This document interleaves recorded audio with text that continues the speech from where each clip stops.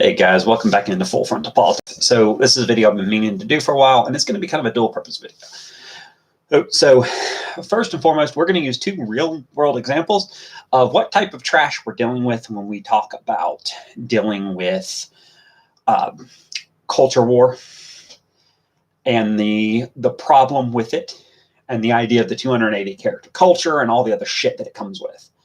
Okay, so first thing we're going to start with is we're going to discuss two lawsuits featuring these two people at a minimum that you guys can, that you guys can deal with. And you can look at them and you'll understand why the 280 character culture has created the war that it's created and the exact damages that it's done to so many hobbies. So much of what used to be pure escapism has become pure, unadulterated cancer because of these people. So we'll start with the one down there to my left, and that's Mark Wade. If you don't know who that is a pile of human garbage who deserves to be driven out of the industry he works in, but not by people who are creating false flags, but because he has proven that he is a detriment to the industry. He is a comic writer. We're going to use that term fucking loosely because most of his stuff is not all that great. He had a really good run for a long time on Spider-Man, and I think that's really it. When they moved him over to Iron Man, it turned into a dumpster fire. Everything about it was a dumpster fire. He's really very middle of the road as far as comics go. Even in his Spider-Man run, for all the love it gets, I think it's like most comics, it's kind of hit or miss depending on what the storyline is and everything else. Overall, I think it's good for him, but that's like saying, well, you only have stomach cancer instead of lung cancer and stomach cancer. I mean, is it good news? Yes, but it's still not a good thing. I mean, let's be honest with ourselves. Mark Wade is a piece of trash. He deserves to be hounded out of the industry because he's detrimental to it.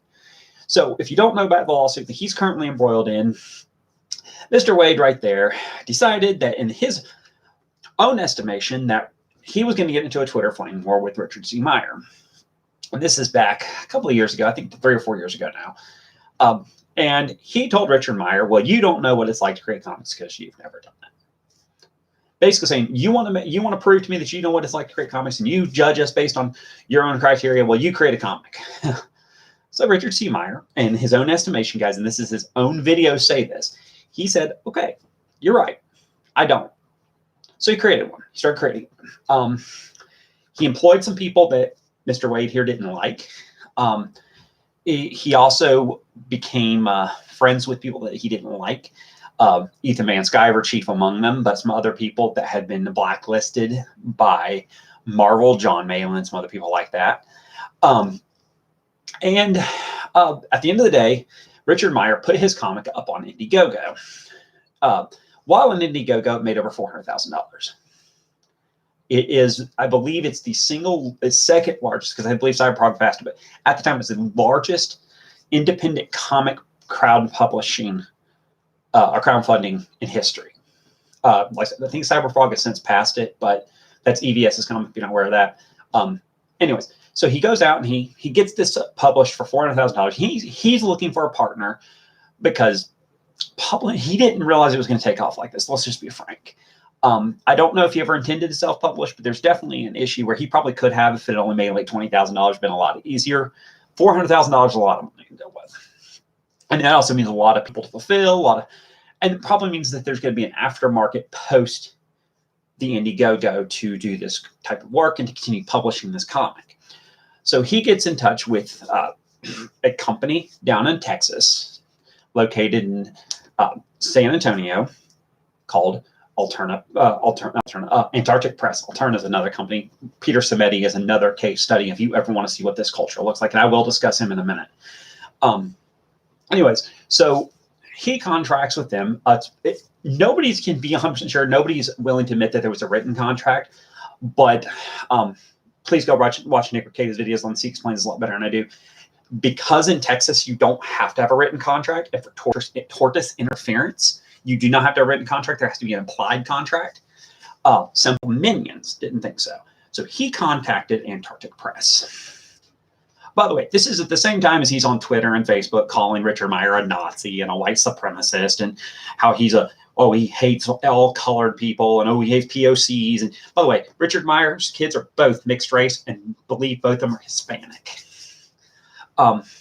So all of his kids, I know for a fact all of his kids are mixed race. I just don't know if they're Hispanic or black. I think they're at least one of them mixed race Hispanic, and I think they all are, but I can't be 100%. I'm not going to swear on the stack on that one because I've never seen pictures or anything, and he never specifically mentions, but I think they're like half Hispanic.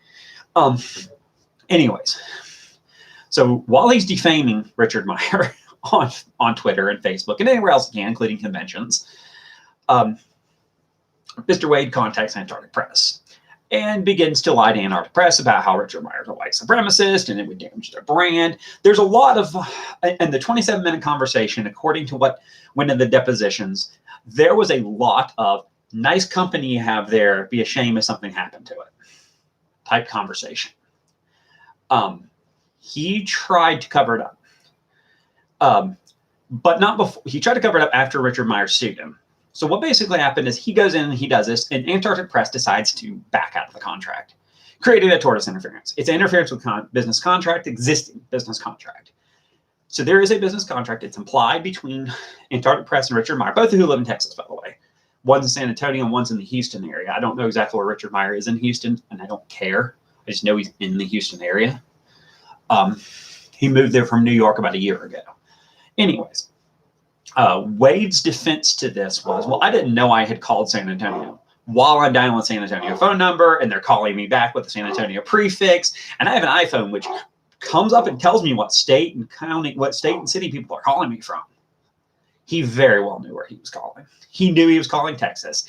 He knew he was interfering with the guy's contract. I apologize, guys. I don't know what the hell my dog is barking at. Rocky, stop it, buddy. I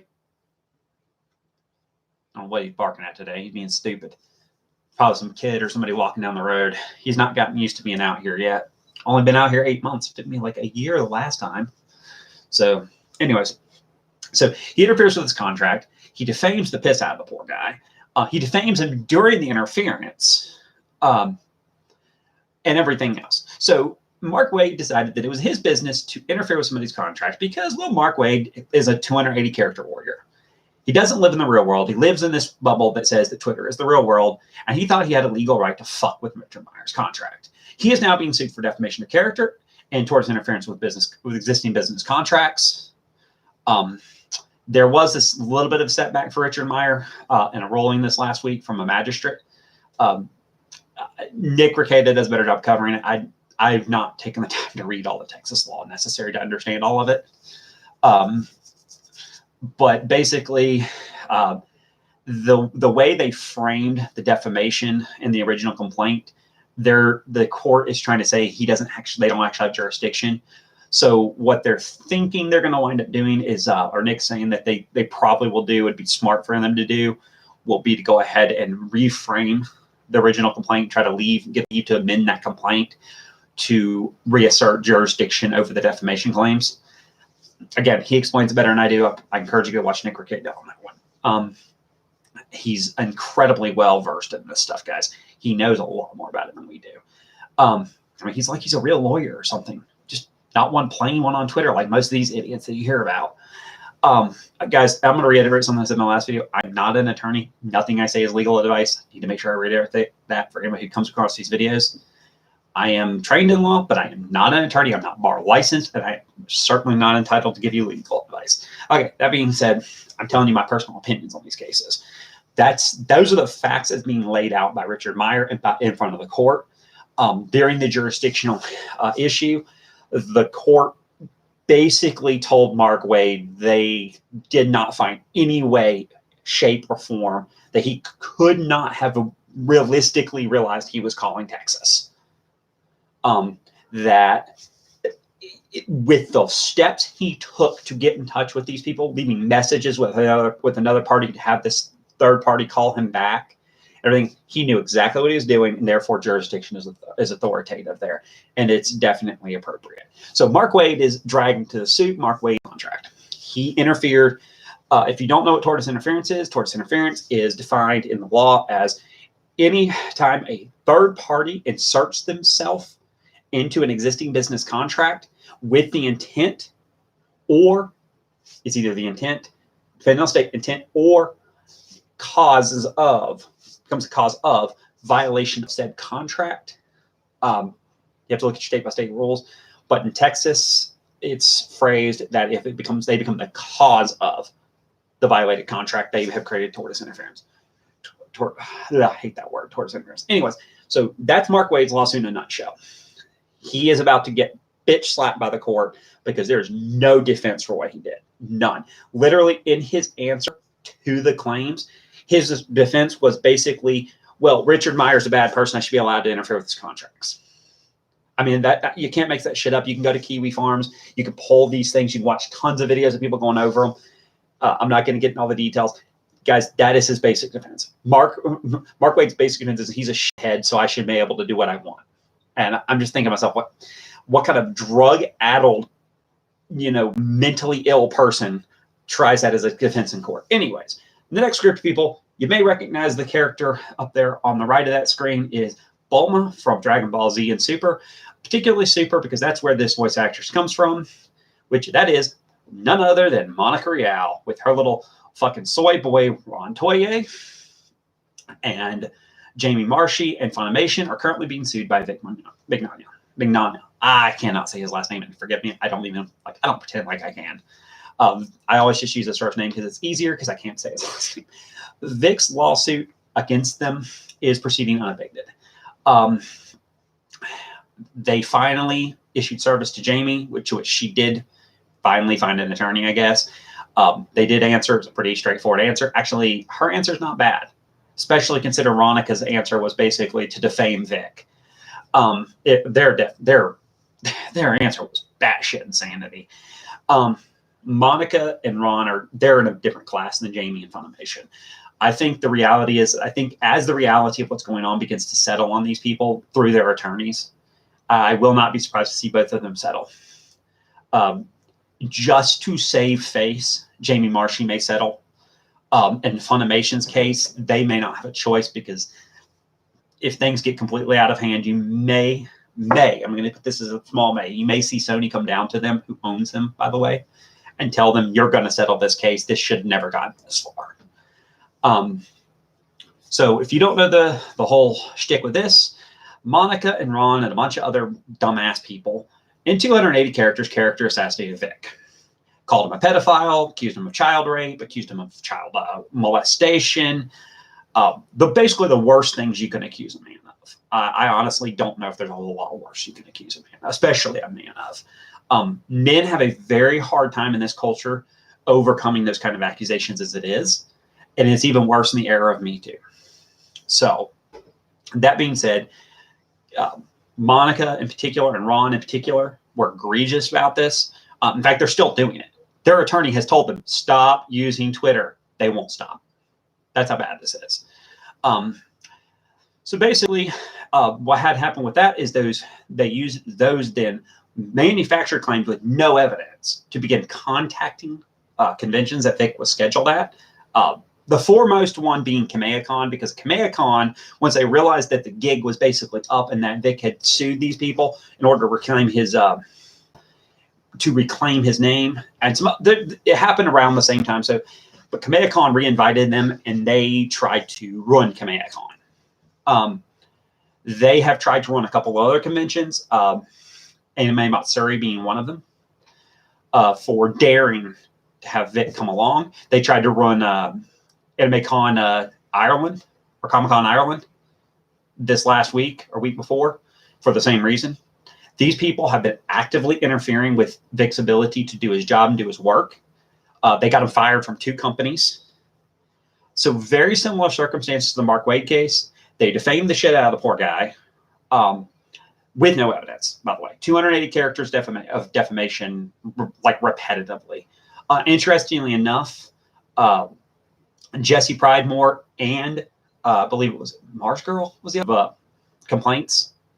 He's looking at who he's going to sue next. He has a very target-rich environment, guys. This goes very far.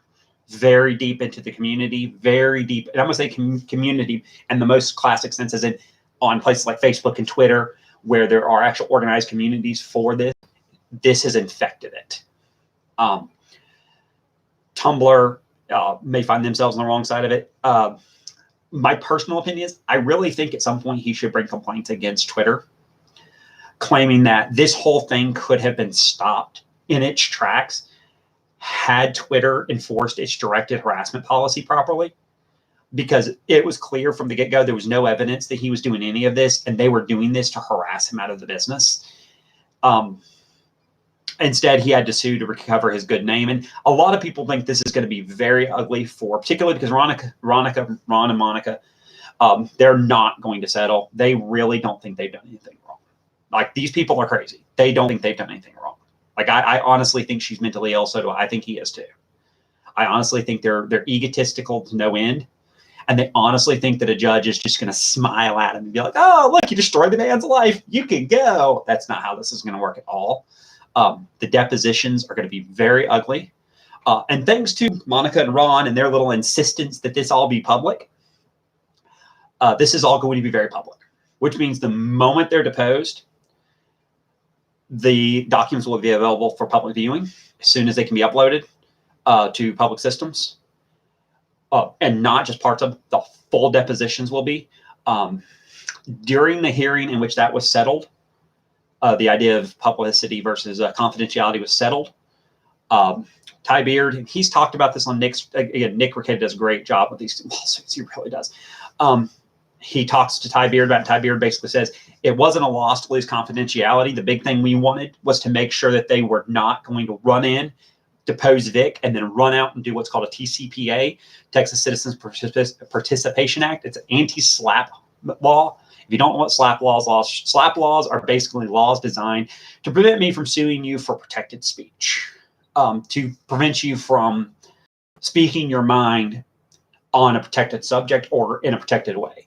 Basically, a good example of a SLAPP motion that should have been granted that it wasn't, and there's probably going to be some appeals on this basis after everything, because it's been going on for 6 years now, is the case with Mark Stein and the Competitive Enterprises Institute with Michael Mann. Sorry, I almost lost his name in my head. That should have been slapped down in 2 seconds for two reasons. First off, court has said numerous times it's not their job to settle scientific debates. And two, it was clearly Michael Mann's attempt to cause them to not be able to speak on an issue of public concern. Bottom line, yes, Mark Stein said that he thought that a couple of people said they thought that Michael Mann had molested the data the way Jerry Sandusky molested kids, but they were not accusing him of kid diddling. They were simply, it was clear that they were talking about the way he handled the data. And therefore, it makes it very difficult for him to say, well, they were talking about me being a kid. No, absolutely not. But that's a different case. Anyways, I do need to do a video on that because that's an incredible case that's been dragging on forever. Michael Mann is fighting every step of the way not to get his scientific work put into evidence. Because what will happen is if they can put his scientific evidence into the evidence case evidence logs, they'll be able to attack the piss out of it on the stand. They're going to make him look like the shyster he is, and he's terrified of it. Anyways, so basically the facts of these cases are very similar. You have people that think that 280 characters is okay to go out and slander and slosh around and harass people and drive people out of the business that you don't like. Different circumstances a little bit, but very clear circumstantially very clear that the facts of the case kind of line up. They both used Twitter to defame somebody. They both involved themselves in contracts they weren't involved. They should have never been involved in. They both lied through their teeth to get those contracts canceled. And then when things started going sideways, they both were refusing to admit they've done anything. Mark Wade has arrogantly told people before he thinks he's going to beat this suit, good luck. Just like with Monica and Ron, and anyone else who's going to try to stand in front of the freight train that's coming, there's no justice for that, no justification for your actions. Going on Twitter and like Ron did and saying, we have 100, you're boned. That's defamation. You called him a pedophile. You said you had evidence that he was a pedophile. Now you can't produce it. Court doesn't care. You're a lying sack of shit as far as they're concerned. get over yourself. And that's where these two cases are going to be very similar in how the facts kind of line up. Be different in how they shake out completely. A lot more involved in the Vic suit than there is in the Mark Wade suit. Mark Wade suit is a little more clear cut because there's not as many people involved. Also, Mark Wade did not pretend to be the agent of a company the way that Monica, Ron, and Jamie did with Funimation, which is, by the way, that's the reason Funimation is involved. Funimation is basically being sued, one, for an investigation that they ran it with the presumption that Vic was guilty, and that's what they found. Surprise, we found out you're guilty after we thought you were guilty. The second thing that they're doing that they got called in court for was they allowed a couple of these people to run around claiming to have internal information about a Funimation investigation and act as agents of the company on Twitter and Facebook. And it basically, the way that I view this is that, and I could be wrong, and somebody could correct me if I'm totally wrong on this, it's basically what they're doing is they're treating it like a respondent superior issue, which is let the master answer. If they are apparent agents of the corporation, Funimation Inc., then their defamatory statements can be used against the corporation for the purposes of defamation. So that's basically what's happening here. That's not what they're calling in the complaint. There's some things that also that Funimation said directly about insinuating Vic was a predator and things like that that also play into that. So it's really kind of with them, it's kind of a very broad field. It's going to be very weird to see how those arguments shake out because their dismissal is they basically threw spaghetti at the wall until something stuck. I mean, they're hoping something sticks because I don't think their defense is going to be very good either. Again, just like with Twitter, I think their best case here would be to have said, you don't come out on Twitter when they're sitting there saying, we have internal information, also the crap, acting like they're agents of the company, and said, you don't speak for the company, shut up. And shut them down that way. And at that point, it makes it a lot harder for Vic to say, well, Funimation was allowing this, allowing them to pretend to have the appearance and apparent authority of the company. And that's a legal concept that I really don't want to get into. The idea of apparent versus implicit, explicit or implicit, authority versus apparent or assumed authorities, and that's a legal concept that's a mess. It's normally only used in business law, but you can get occasionally you'll see it with cops too. If cops abuse authority they don't actually have to do things, they'll claim to have the authority to do something to you they don't actually have the authority to do, or offer you a plea bargain they don't have the ability to offer you to get you to confess to something, and it creates an apparent authority that they have the authority to do so, especially if you're too stupid to understand you have the right to an attorney. So apparent authority is a very big thing, and so is assumed authority.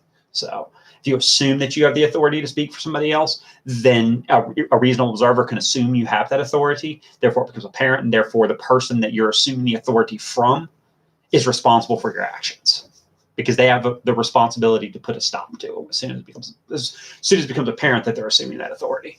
Anyways, getting back to what this means for hobbyists. Okay, guys, two different industries, totally different hobbies. Okay, anime and comics are really not all that similar. They're not. One's a visual, motion picture type medium. Although there is, you don't have manga and stuff, but even manga is not like comic books. Manga's more like a novel. It's more like a traditional graphic novel than it is a comic book. I don't know that there's anybody. I don't know how it works in Japan. I know in America they don't publish like comics do at all.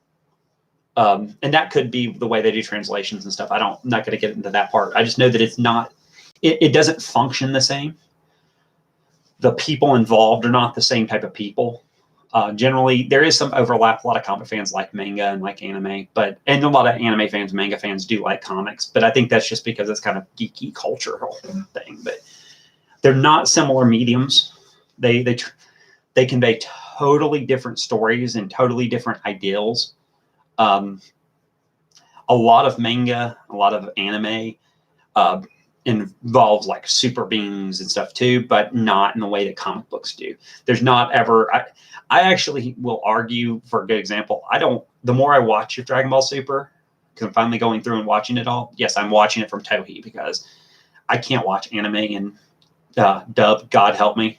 Hate dubbed anime. Well, I have to watch it in Japanese, which drives me crazy with Dragon Ball because Goku's voice sounds like either a 12-year-old girl or a guy with his balls that has been knocked into his chest with a sledgehammer. Awful, but still good story, so it's okay. But anyways, the more I watch it, the more I realize that most of the characters in the entire show are either Gary Stews or Mary Sue's, which makes none of them special. By definition, they are all Gary Stews or Mary Sue's. They all have like really big, like huge superpower sets, and there's really no explanation for any of it.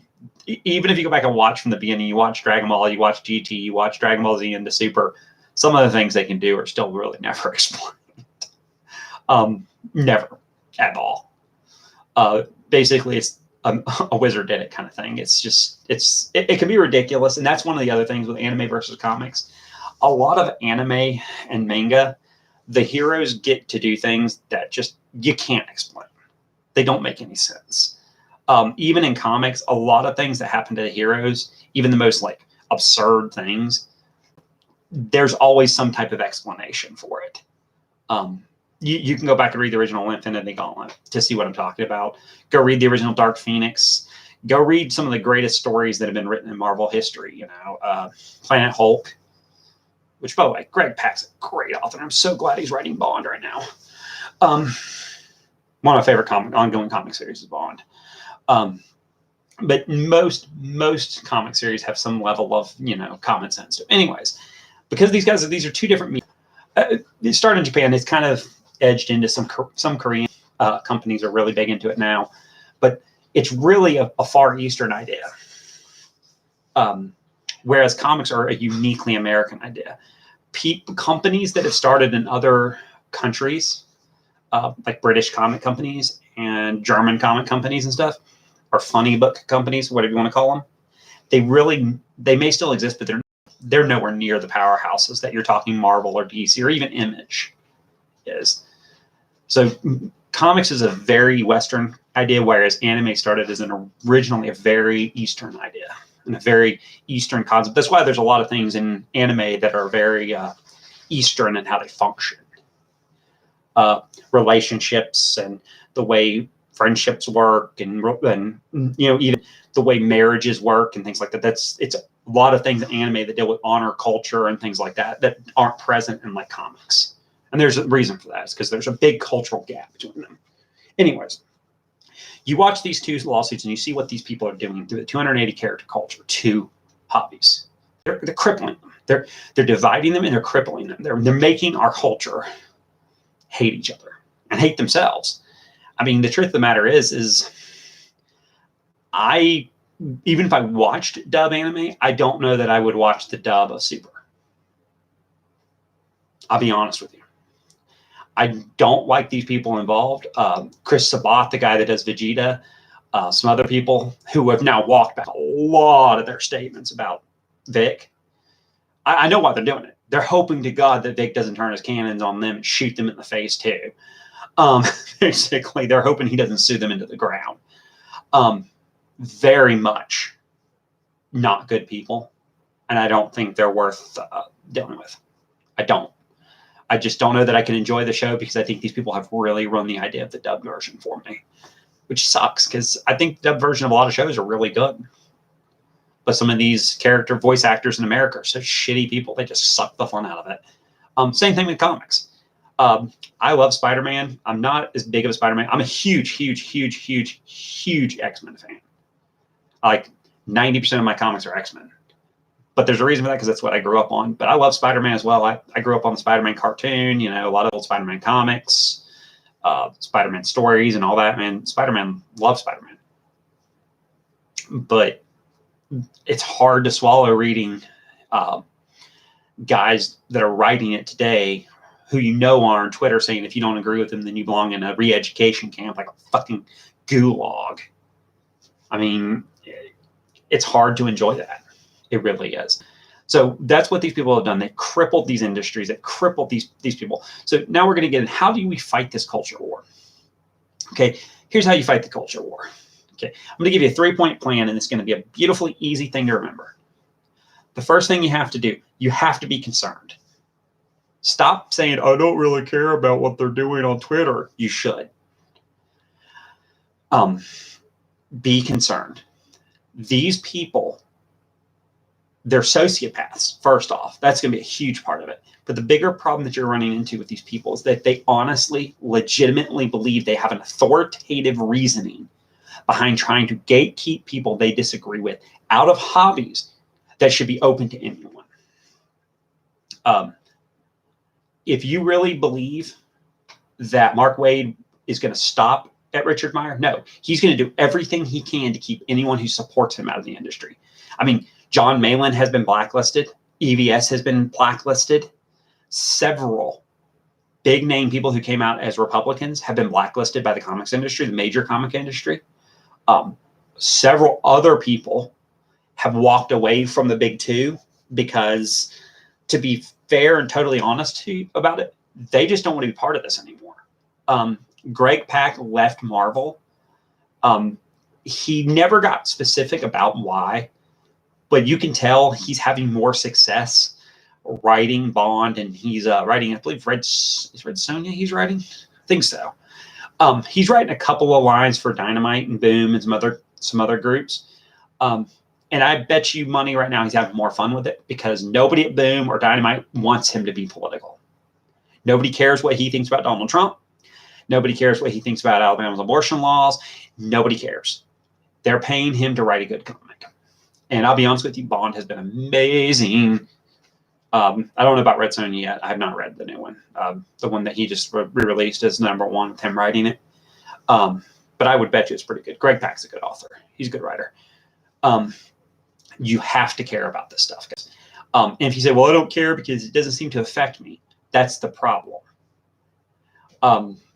You should care about it, especially if you're on the side that's trying to censor and shut people out. How would people feel right now on the left if we right now had a bunch of people in comics and Hillary had won the election? Let's go back to some hypotheticals. Hillary had won the election and half of Marvel was a Trump supporting psychopath. All Trump supporting loon bags. And every other comic they wrote was how Hillary supporters belonged in gulags and they're all racist, sexist, bigoted homophobes, and they belong in the trash heap of history. They don't actually have any coherent thought.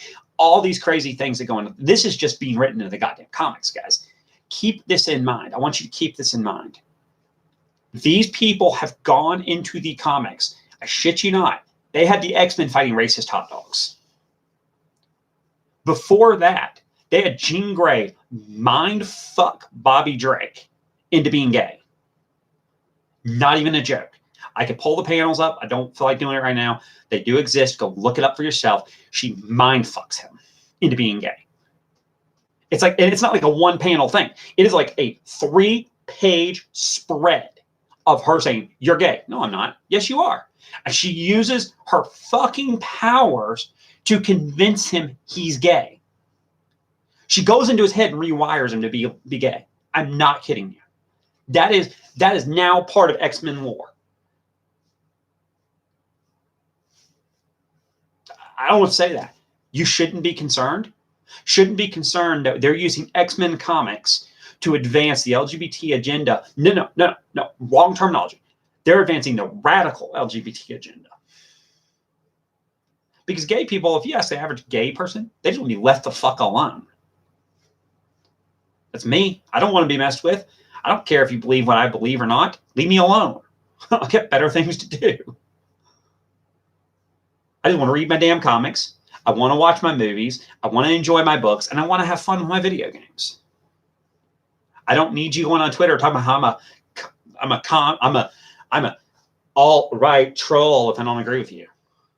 Their new favorite tactic in movies is Alita Battle Angel is the reason Dark Phoenix is doing bad. No, Dark Phoenix is doing bad because it may be the worst movie. It may be worse than 2014 Fantastic Four or 2015, whatever it was, Fantastic Four. That's saying something. That movie was hideously bad. Like, I cringed multiple times, almost cried. It was so bad. I made it through, but I almost cried. It was bad. Guys, Dark Phoenix has nothing to do with Alita. Alita hadn't been in theaters in, what, 4 weeks? No, Dark Phoenix is sucking right now because Dark Phoenix sucks. Has nothing to do with misogyny, has nothing to do with people wanting to support other movies, has nothing to do with that. Just like how they tried to protect Captain Marvel. Captain Marvel was a critical failure. Even the paid shills could not bring themselves to say anything other than it was mediocre at best. Yeah, all we hear on Twitter is about how if you don't agree it's the best movie ever, you're a misogynist. You're a troll. No, it's just a shitty movie. By the way, you know what movies are out on Blu-ray? Congrats. Alita doesn't come out till the end of July. Hell, Shazam, which opened up after Captain Marvel, fortunately, though, doesn't come out till July 4th. Comes out first week of July. And you talk about the spring movie season produced several movies that make both of those movies look like the piles of trash they are. If you have not seen The New Pet Cemetery, go see The New Pet Cemetery. Go see it at a dollar theater, for God's sake. Way better version of the movie. It's not a gore fest. Thank God. I'm so tired of that old. I can't watch the old one anymore because all it is them just like making an excuse to butcher people. Like in the new one, it's like the book, which is the idea of what happens if a nihilist is wrong. Nihilist. I was saying nihilist. It's nihilist. Is wrong. And is really good. I can't remember the lead actor's name. He's a really good actor. Criminally underrated. And then I'm going to tell you what, John Lithgow, I don't know why he hasn't been acting in movies. I think he's been doing most of the stage acting, but he's been around a long time, and God, he does a great job. Really encourage you to check that movie out if you get a chance. But the spring movie season just proved that but that's the fallback right now. That's why you should care. Because the people that are trying to shut you out and shut you up, they don't care if you agree with them normally. It's all about caring about the moment. And furthermore, if you think that this would be acceptable if it was on the other side, you're crazy as a bedbug. If you say, well, I don't really care because it doesn't seem to be an issue. Well, let me tell you something. It would be an issue if every other word out of a creator's mouth was how much of a bigot you were for supporting Hillary Clinton or Gary Johnson or any number of other candidates you can support, Bernie Sanders. If you had somebody literally tweeting, by the way, this guy got fired. This would be Mr. Chuck Wibbly Wobbly Windig, fucktard. He's a fuckstick, man. I hope he dies in a fire somewhere. Do not like the man. Do not like him. I'm going to say it outright, guys. The guy got fired for posting a tweet where he said Republicans should get on their hands and knees and lick the shit off of his boots. And that's the way he phrased it. Well, let me tell you now, Mr. Windig, if I cannot imagine the indignity you would throw forward if some conservative like John Malin posted that about Hillary supporters or Bernie supporters. So your little faux outrage at Republicans, no, it's just that you hate anyone who doesn't think like you. That's why you should care. So care about it. Got to care about it. Second thing you do, huge thing you got to do, stop buying their shit products. The crap. These products are trash. Let's get that through our heads. Marvel, 90% of what it produces right now is trash. There is a reason Captain Marvel has been rebooted. I think they're on their 7th or 8th reboot in 6 years. Miss Marvel, been rebooted 4 times in 4 years. 3 or 4 times in 4 years. How many of these failing, crappy items do they have to pump out before we're going to stop supporting them? Squirrel Girl just got canceled because all it was about was how she had buck teeth and boobs. Nobody gives a rat's ass. But you know what? It survived for I think it survived for 20 issues, 15 or 20 issues. You know why? Because people were paying for it. Stop supporting companies that hate you. Stop supporting creators that hate you. Stop supporting a movement that hates you. That is not hard to understand. You know what? Do not buy Dragon Ball Super from Funimation. Don't do it. If you're going to watch it, don't watch it in dub. Watch and sub. Not any different, really. Actually, there's parts of it probably better because of it being in the original languages. Refuse to entertain companies that are going to continue to insult you and insult your intelligence. I can take this outside of comics and manga. Mike Merles decided to tell everyone last February, if you don't agree with my gender politics, get the hell out of D&D. Okay? Sell your shit and get out. Stop buying their products. Mike Merles doesn't like you. None of these people do. Mark Waid hates you. He hates you. He doesn't think anything of you. He thinks you're a fucking tool. And if you don't think exactly like him, you're an alt-right troll who deserves to be pushed out of the community. Which, by the way, that's a whole video in itself, how they've tried to use the idea of community to gatekeep people out. This is not a community. It's a hobby. It's a movie. It's a piece of paper drawn to entertain. It's a game that you push buttons on to make things happen. It's not a goddamn community. Stop supporting people who hate you. I don't buy hardly anything Marvel. The only Marvel issues that the only Marvel comic I'm picking up right now is Deadpool. And that's simply because Scotty Young is drawing it and writing it. And he is 3 months away from being done. And I'm not sure I'm going to continue after he's done. Because I don't know who's getting that after him. I haven't looked into it. I love Scotty Young. Scotty Young's done a great job with everything he's touched. The only other comics that I picked up recently from Marvel, I take it back. No, I'm picking up the Unnoted Marvels, which technically is just a reprint. And I am picking up the Grand Design comic because Greg Piskor has done such a good job with that. If you guys are ever curious what happened from like 1963 to, it's going to probably wind up, I think it'd be like 1996, 95, right around Age of Apocalypse is when I think he's going to end it. Guys, pick up Grand Design. You will not regret that. Piskor is a good, he's done a good job. I'm very concerned about his politics, but I don't pick anything up. I picked up the Hunt and Return of Wolverine. I picked up Deadpool, and I picked up Grand Design. I really don't pick up Marvel comics. They're trash. They're just, all of them are trash. They don't produce good comics. I really don't pick up all that much DC, to be frank. I picked up all of Dark Knight's Metal because Snyder and Capullo are amazing. I have picked up all of Doomsday Clock. The only serial I'm reading is Hawkman, which, by the way, if you want to read one serial that will make your mind blow and prove that comics can still be saved, read Hawkman, especially from the big two. Hawkman's so good. It's been so good overall, like last couple of years or so. And it's, I think they're just over the last year. So it's just over a year old. And he was really good in Dark Knight's Metal. His return to Dark Knight's Metal was amazing. Carter Page's was anyways. But I don't pick up hardly anything from the big two. Almost all of my comics are independents. And it's because independents often don't get involved in all this politicking bullshit. And the ones that do go out of business. They don't hate their consumers. You know why? Yeah. I'll give you a great example. Dynamite was doing Bond, and before Greg Pak picked it up, they were doing Bond, and Bond was being done in 6-issue mini runs, short runs, whatever you want to call them. And they handed the last short run to a guy named Alice Cott. Alice Cott is an avowed communist. And he openly admits he's communist and socialist. He's a fucking moron is what he is, but that's personal opinion.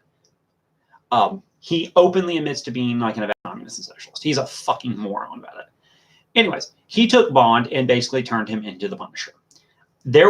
I stopped reading the issues when he started stabbing Nazis in the throat with broken bottles. Literal, honest to God, bloody white supremacist Nazis. But it had nothing to do with Bond. It was so bad it almost cost Dynamite the license. So if you've ever got questions about, that kind of stuff, yeah, there's a lot of really, sorry guys, this phone's driving me crazy tonight. Lots and lots and lots and lots of really good stuff out there. But those companies don't allow that crap to fly. They fired Alice Cott. They hired Greg Pak. They turned it from a short run into a serial. And it's been good ever since. And Bond Origin is really good. I'll give you a great example of one that could be extremely stupidly political, but isn't. Mighty Morphin Power Rangers. Hayam Sabin is stupidly liberal. Stupidly so. Like, you could tell that dude that a liberal told him to drink sludge because it was good for him, and he would do it. That's how liberal he is. He has no capacity to think for himself. But those comics are amazing. There's no politics in them. There's no hidden message about gay rights or any of that crap. It's just a story. And that makes it amazing. You want to read good comics? Read that stuff. If you want to seriously look at buying comics, buy old trades. Just pick this one up. Eat Massacre. Great comic. Leads into Inferno. Leads into Inferno, which leads into...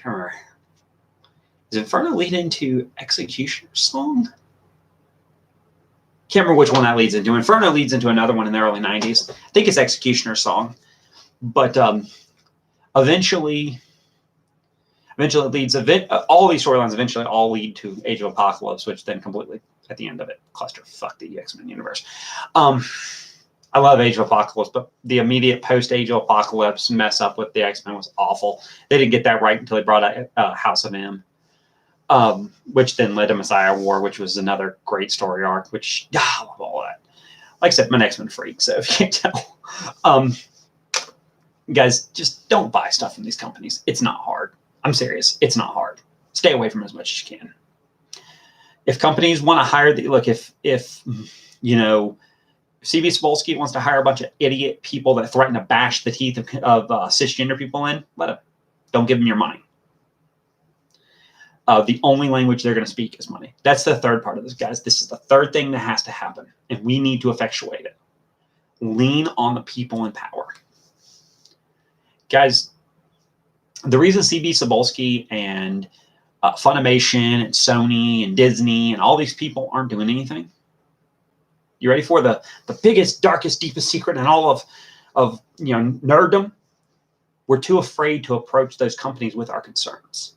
And people say, well, we do it all the time. No, select people do it. If comic fans en masse wrote Bob Iger letters and tweets and everything else, we're sick of being preached to in your comic books. We're sick of being told how racist we are. We're sick of being told how we are somehow lesser people. And we're sick of your professionals being on Twitter, calling us names and telling us we're Nazis and all the other shit they do. You can bet within 5 minutes, there's a company policy issued that says you will not antagonize fans. And if you do, you will not work here. Be the end of it. Be the end of it. Companies have done that. Companies have done that. Companies have gotten away with it. People in power have to exercise the control over the people that they're interacting with.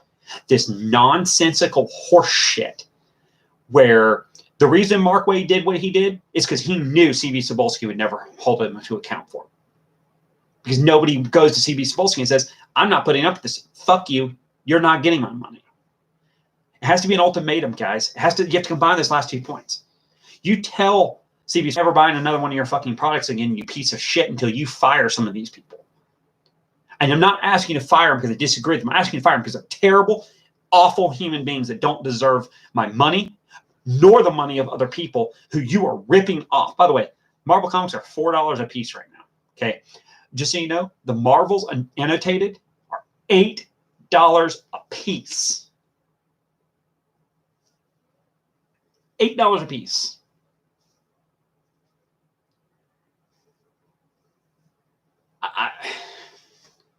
You really just want to keep giving them $4 a piece? By the way, do you know they do run 90-something lines a month, right? Yeah, there we go. $90 a month. 90 lines a month at $4 a piece. How much money is that? X-Men was divided into 4 lines. By the way, that's going away. Thank you, sweet, merciful Jesus. They're going to bring it back down to 1 line, I believe. But, guys, stop saying we can't do anything. We can. Believe it's happening. Pay attention to it.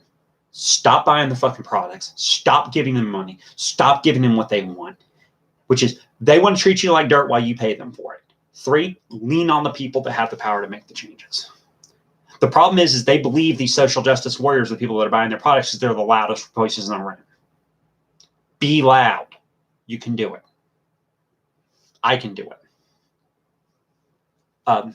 Finally, guys, I'm going to get into an example of something that happens when a company does try to stand up for itself. And I'm going to be kind of frank here. This is a terrifying example. And I think Peter Smitty needs to sue a couple of people over this. I think he's actually considering it. He's really quiet about what he feels about this situation. He doesn't talk about it a whole lot for numerous reasons. One, he was advised by an attorney not to. Peter Smitty, he runs Alterna Comics. If you don't know what Alterna Comics is a small indie press company. They run their comics for like $1.99 or $2 a piece, something like that. They're cheap. They're dirt cheap comics. And the reason is that they really have no overhead. Their contracts are written in a very particular way to keep their overhead down. So if you want to publish through Alterna, it's a lot different than publishing through like Marvel or DC.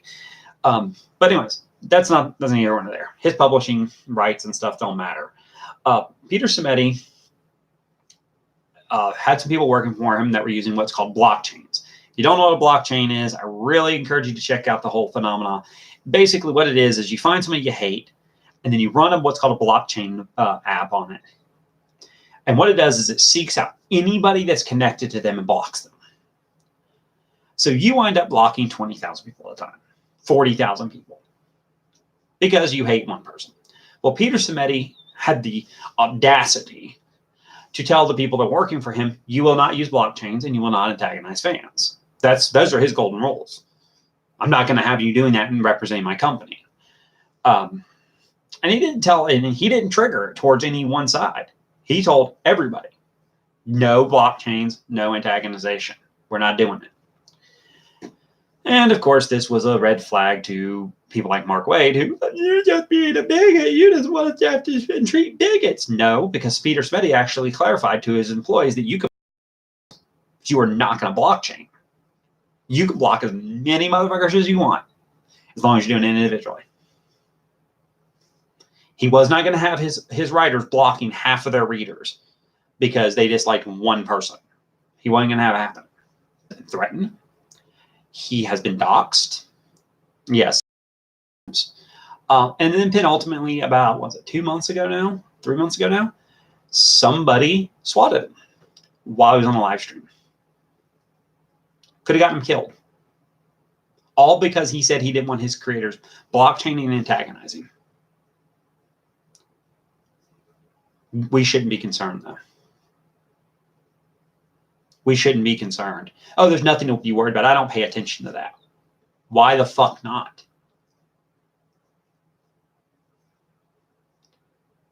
Like I said, guys, this bitch and this asshole right here,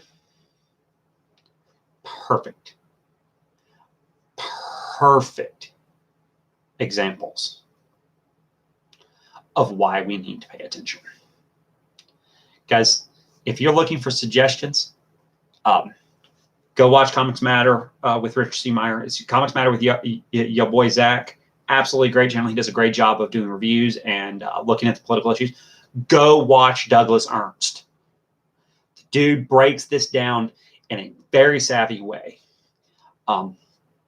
Yellow Flash, great job doing it as well. Just Some Guy has done a great job dealing with a lot of these issues. For outside of comic books, Just Some Guy does a lot of other things besides comic books. Yellow Flash does too. The Quartering, Jeremy Hambley does an excellent job of exposing this crap. And he has been since Wizards threw him up under the bus for the sake of political points. The Quartering does a great job of it. Come Geek Some does a pretty good job. Hero Hay. Even though I'm not as big of a fan of him as I am some of the other people, Senpai's Home does a pretty good job. If you want to get more information about these lawsuits and about what's going on in the background with that crap, and you want to hear Ty Beard, the attorney for Vic, talk about this a little bit, go watch Nick Rekieta. Guys, He rips these suits apart. He tears them apart. And he gets into why they're important, legally important, not just culturally. Because there's a lot of information out there if you're willing to seize the day on it. Stop sitting on the sidelines and saying, well, nerd culture just has to be this way. It doesn't. It does not. I think we owe ourselves that much. I think we owe ourselves how do I phrase this right? I think we owe ourselves the duty to continue being able to enjoy what we love without fear that some ass is going to come along and tell us that we're enjoying it wrong. Anyways, guys, this video has gone for almost for an hour. Like I said, it's going to be a little long. I intended that. But guys, I want you to keep in mind, like I said, follow the 3 things. Care, stop purchasing from these people, and lean. Be louder than the voices of idiotic people who don't matter, because they're not buying these products anyways. Anyways, guys, leave thoughts, comments, questions, concerns. Be happy to try to address them. Otherwise, catch you guys around.